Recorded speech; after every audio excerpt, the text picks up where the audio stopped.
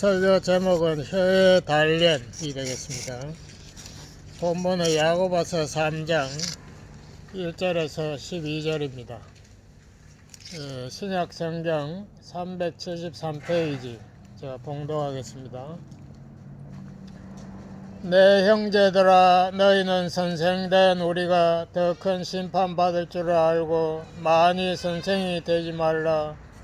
우리가 다 실수가 많으니 만일 말에 실수가 없는 자면 곧 온전한 사람이라 능히 온몸도 굴레 씌우리라. 우리가 말을 순종케 하려고 그 입에 재갈 먹여 온몸을 억아하며 또 배를 보라 그렇게 크고 광풍에 밀려가는 것들을 지극히 작은 키로 사공의 뜻대로 운전하나니 이와 같이 혀도 작은 지체로 돼 큰 것을 자랑하도다. 보라, 어떻게 작은 불이 어떻게 많은 나무를 태우는가. 혀는 곧 불이요 불의 세계라. 혀는 우리 지체 중에서 온몸을 더럽히고 생의 바퀴를 불사르나니 그 사르는 것이 지옥불에서 나느니라. 여러 종류의 짐승과 새며 벌레와 해물은 다 길들므로 사람에게 길들었거니와 혀는 능히 길들일 사람이 없나니 쉬지 아니하는 악이요 죽이는 독이 가득한 것이라. 이것으로 우리가 주 아버지를 찬송하고 또 이것으로 하나님의 형상대로 지음을 받은 사람을 저주하나니 한 입으로 찬송과 저주가 나는도다. 내 형제들아, 이것이 마땅치 아니하니라. 샘이 한 구멍으로 어찌 단물과 샘물을 내겠느냐. 내 형제들아, 어찌 무화과 나무가 감람 열매를 포도나무가 무화과를 맺겠느냐. 이와 같이 짠물이 단물을 내지 못하느니라. 아멘. 이 혀의 단련, 이거 참 중요한 내용이 있습니다. 우선 단련이라는 말, 영어로는 디시플린이라고 이렇게 번역되어 있더라고요. 옛날에 그 대장장이들 금속, 특히 칼 같은 것을 당금질 한다는 그런 뜻입니다. 당금질 한다는 것은 여러분이 드라마에서 보시면은 칼 같은 것을 불에 달구어 가지고 그걸 갑자기 찬물에 넣어서 식혔다가 또 달구었다가 식히고 이렇게 하면은 그 쇠가 굉장히 강해진대요. 그 강철이 되는 거죠. 그걸 단련이라.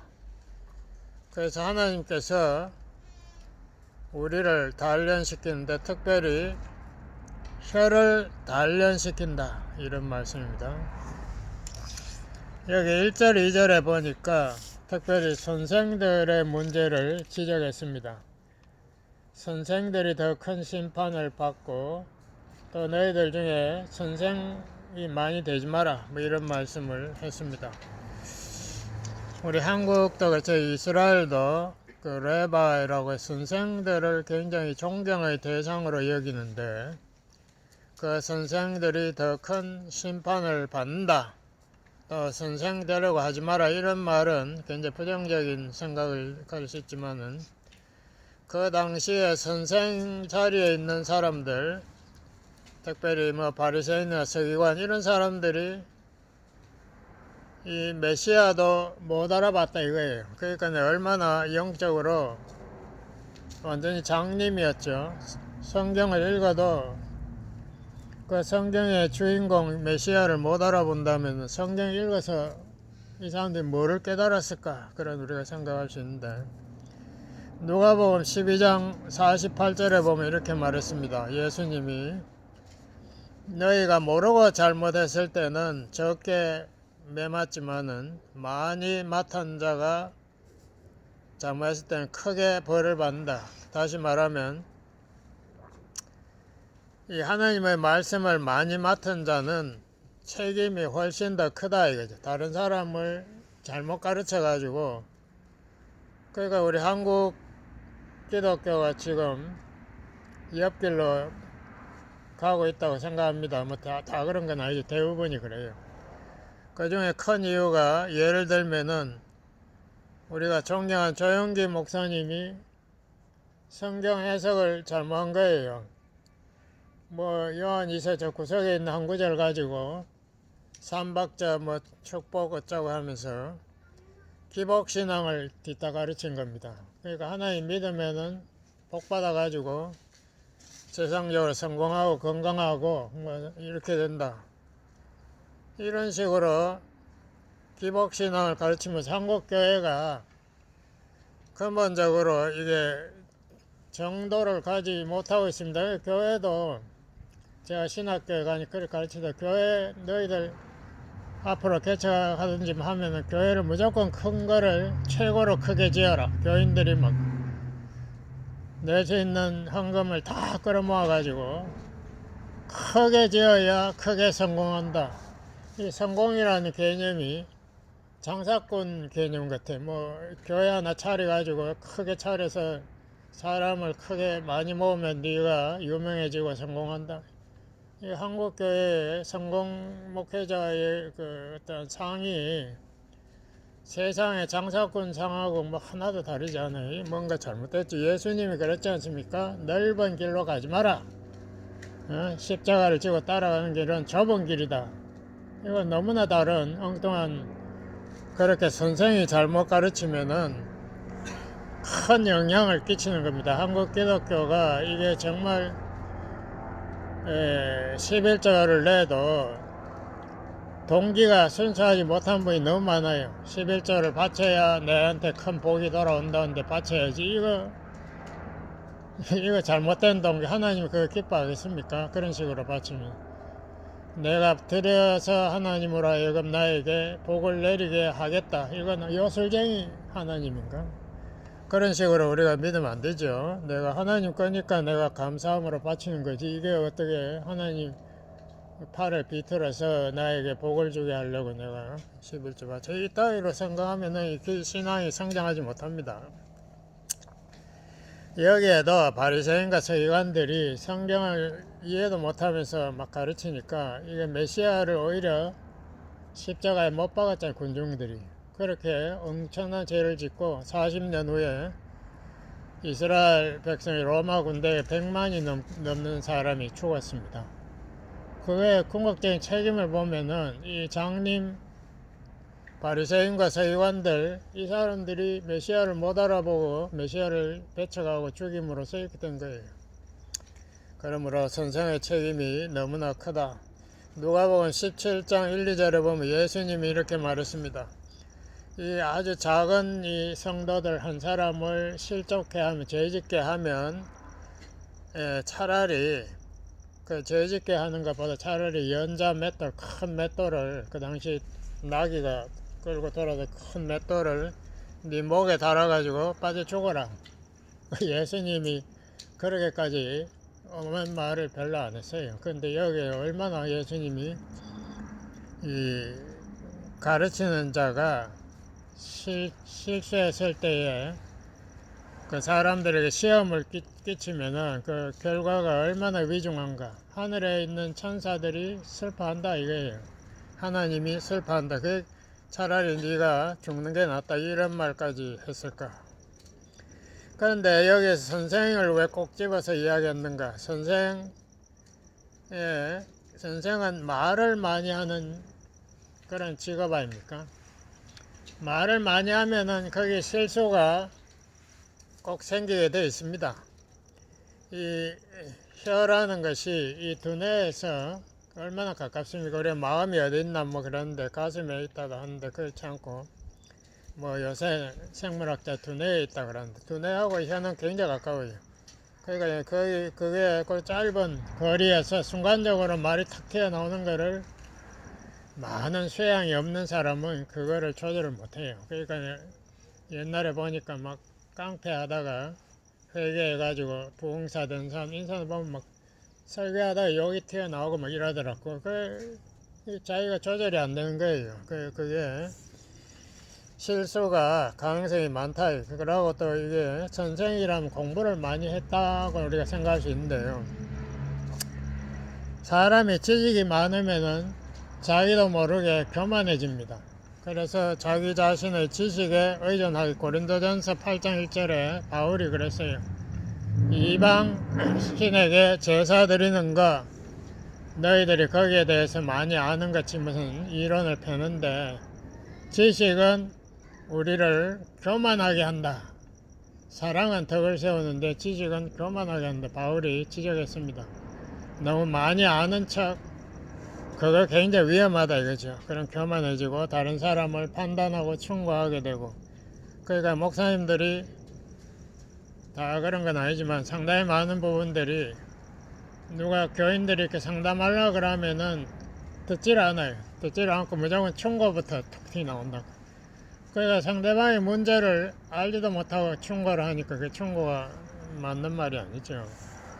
더군다나 상대방에게 충고하기 전에 우선 마음과 마음이 통해서 마음이 열려야 되는데 그게 뭐 서로가 들어야 마음이 열리죠. 뭐 듣지는 않고 충고만 듣때 지적하는데, 그러니까 지식이 많다는 게 꼭 좋은 거 아니에요. 특히 자기 지식을 의존하는 거 굉장히 위험하다. 그래서 지식이 많은 사람들 기도 안 한다 그런 말도 그 사실인 것 같아요. 그리고 지식이 많은 사람은 자기의 문제를 볼 능력을 잃어버려요. 이게 보니까 전부 다른 사람들 문제만 보이거든요. 그 마태복음 7장에 예수님 그랬잖아요.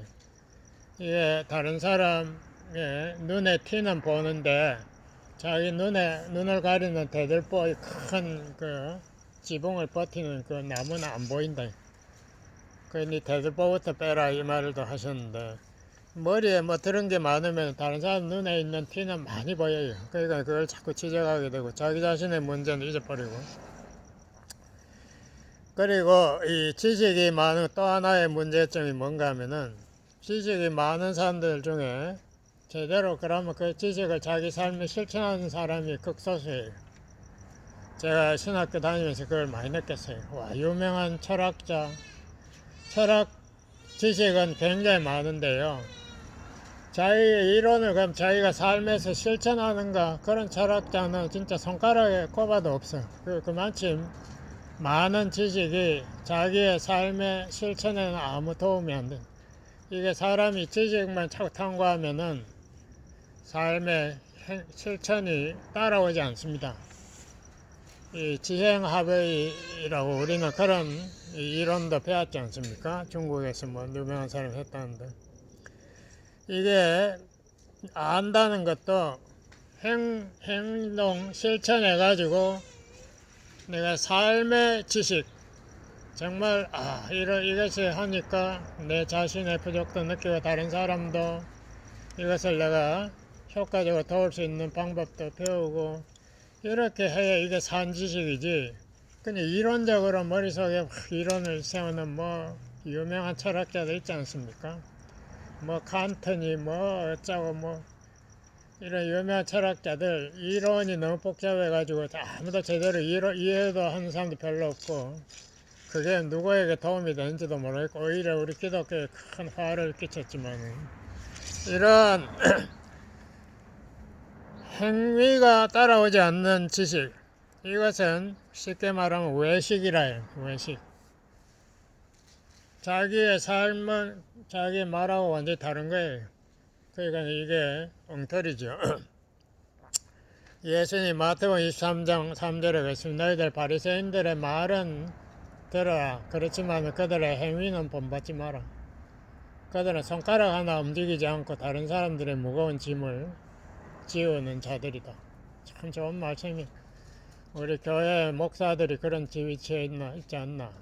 제가 항상 그런 거 고민을 하고 있는데요. 보통 교회 가면 목사님들이 식사할 때 보면 탁 앉아 있어요. 일어서는 목사님 한 번도 못 봤어요. 뭐 그런 분도 있겠지. 그렇지만 제 눈에는 안 보이더라고. 왜 섬기는 종이라면 목사님 먼저 일어서야 되는데 안 일어서요. 그냥 자기는 대접받아야 된다고 생각하고. 이게 외식이죠. 말은 섬겨라 하면서 당신은 왜 안 해? 예? 이게 정말 우리 교회의 문제입니다.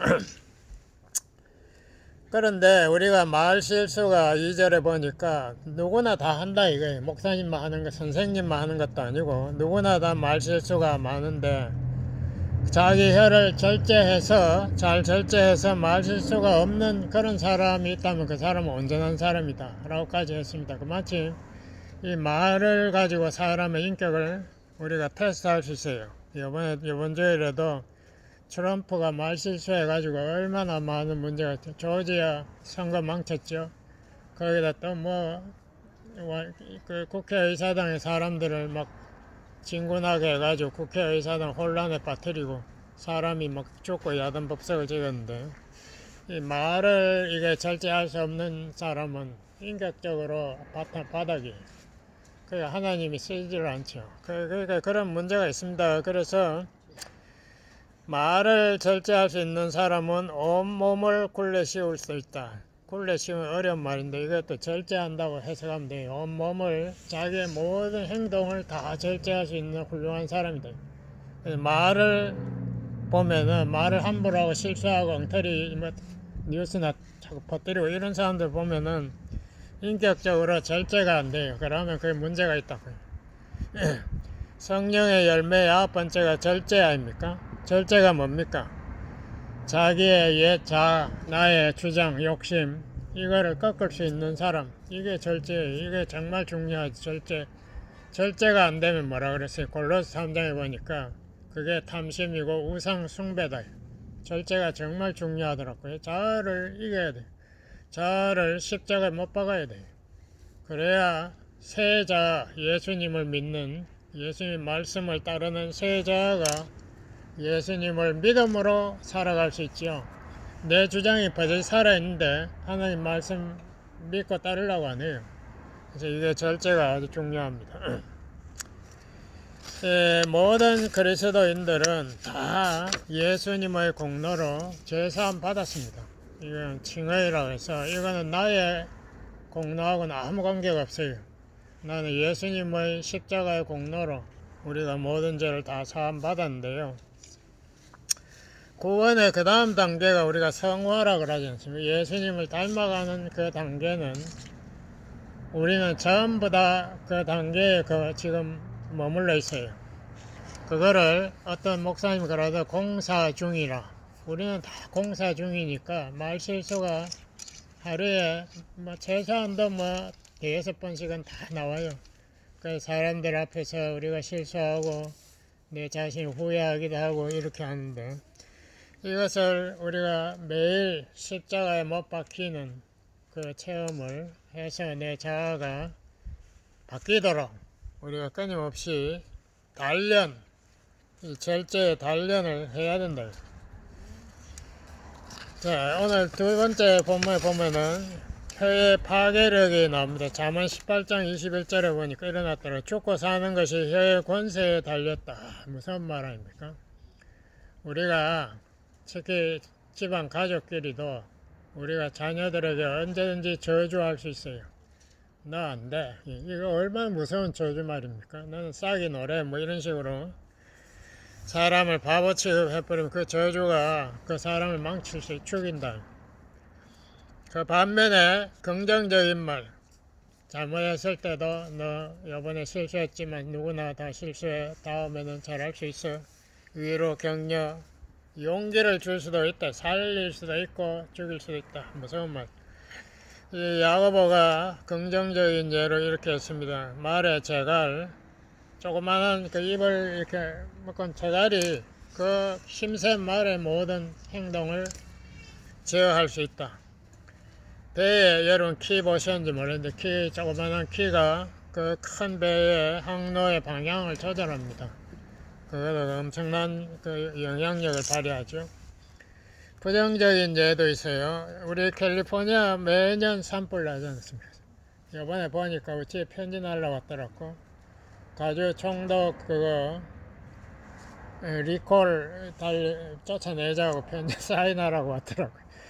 가주 총독이 이 부자들 생일 파티에 가가지고 마스크도 안 하고 한 게 사진에 딱 나오고 그게 제 가주의 문제입니다. 민주당이 워낙 오래 잡았기 때문에 민주당과 이 이 레이버 유니언 노동 유니언 단체들하고 막 이게 전부 다 손발이 맞아가지고 돈이 왔다 갔다 하고, 가주에서 뭐 산불이 매년 나도 산불 대책 세운다는 말 한 번도 본 적도 없어요.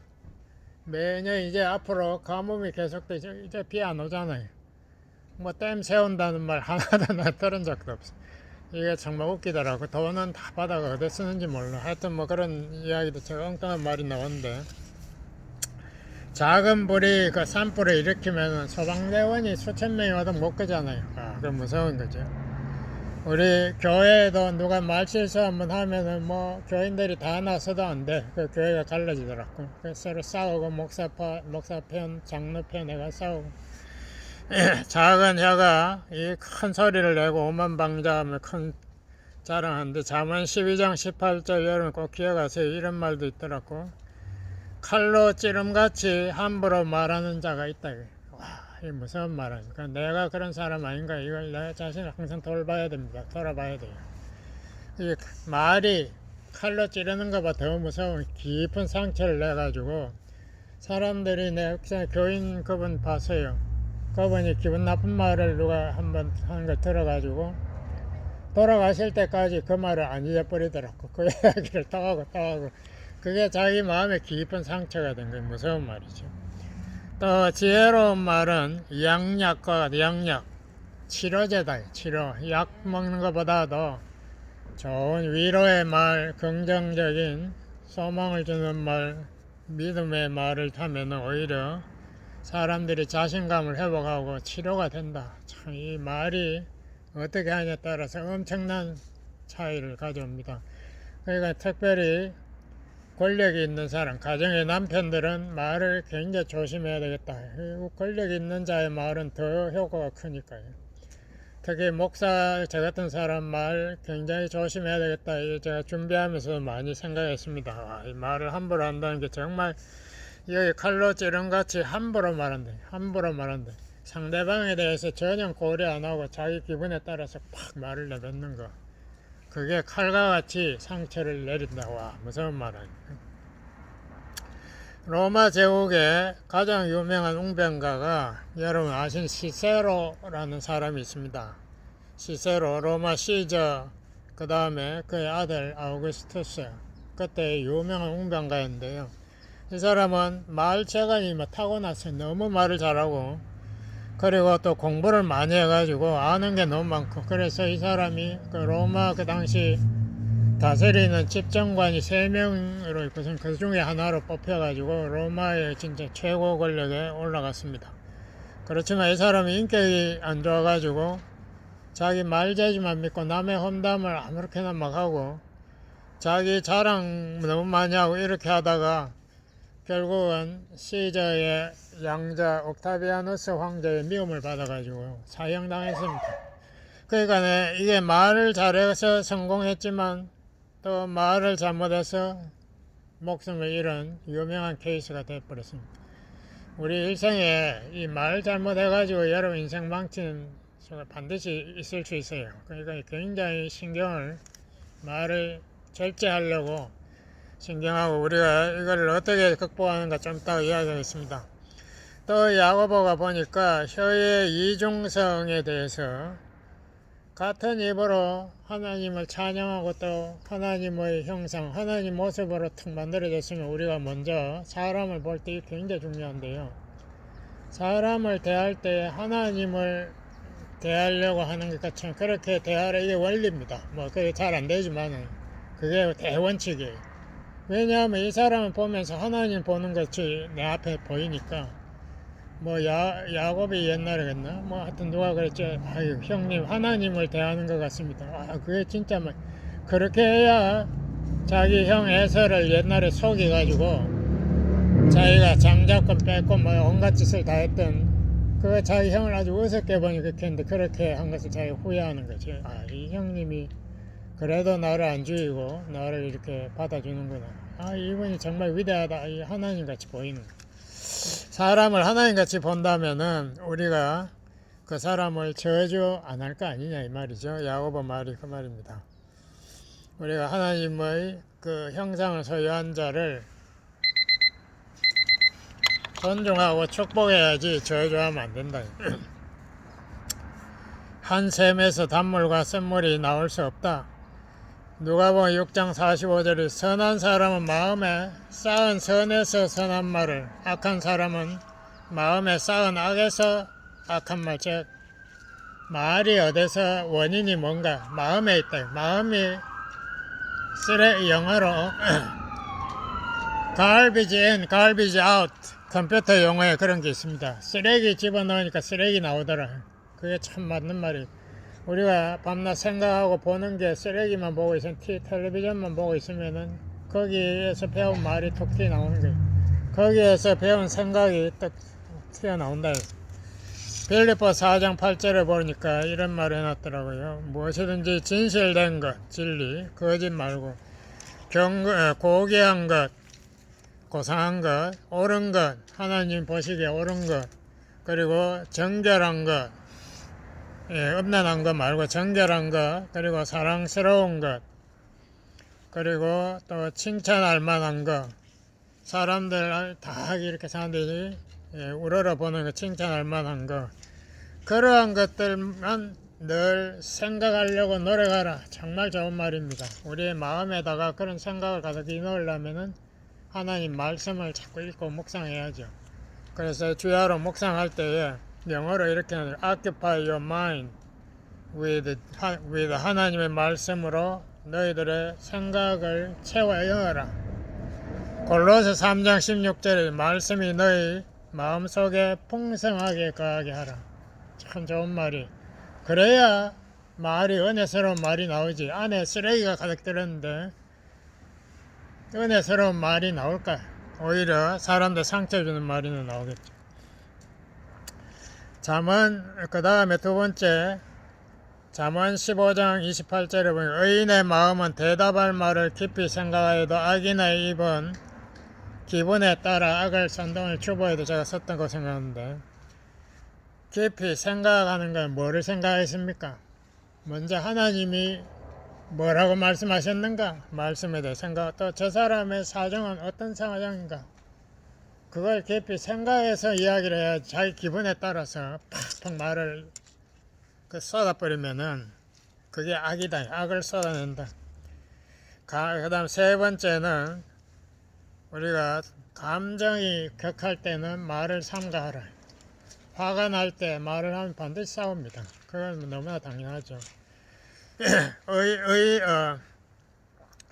잠언 17장 27절에 말을 아끼는 자는 지식이 있고 성품이 안전한 자는 명철하다.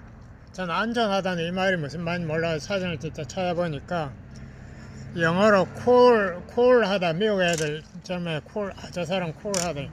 침착하다. 쉽게 말하면 침착.